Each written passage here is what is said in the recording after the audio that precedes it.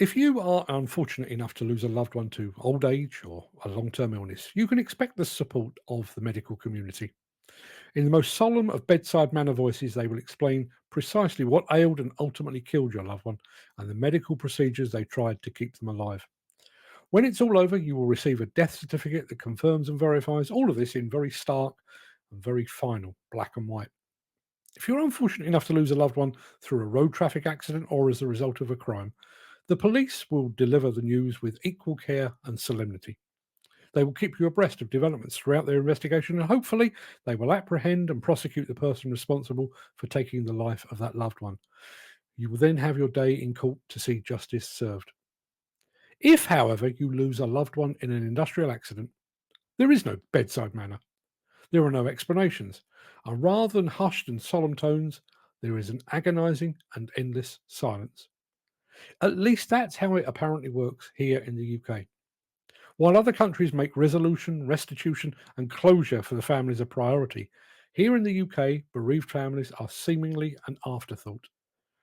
The first thought of the investigating authorities apparently is to appoint blame and to ensure a successful and lucrative and high profile prosecution.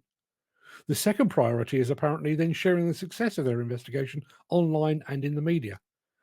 Then, and only then, will the feelings, the grief, and the abandonment of the bereaved families be given any consideration. Now, obviously, I'm speaking primarily here about the quadruple deaths at the Didcot power station back in February 2016. But that same sense of abandonment applies equally to the double deaths at Redcar and countless other demolition fatalities over the years.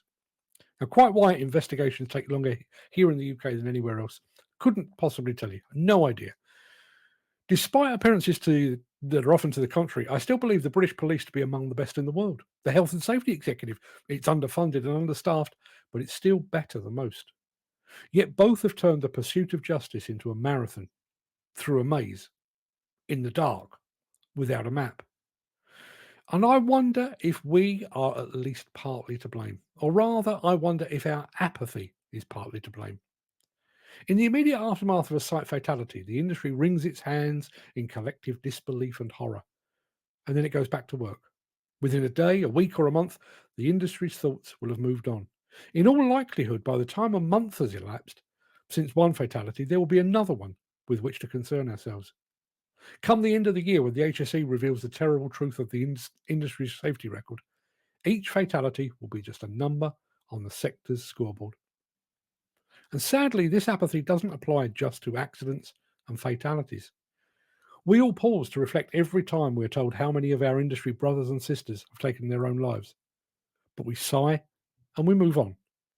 We beat ourselves up about our inability to fix the skill shortage or about how we failed to attract more women into the industry.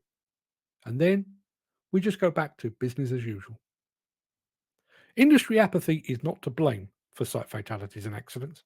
It's not to blame for the ongoing skill shortage, nor for the toxic masculinity that pervades many UK demolition and construction sites and renders them no-go zones for women.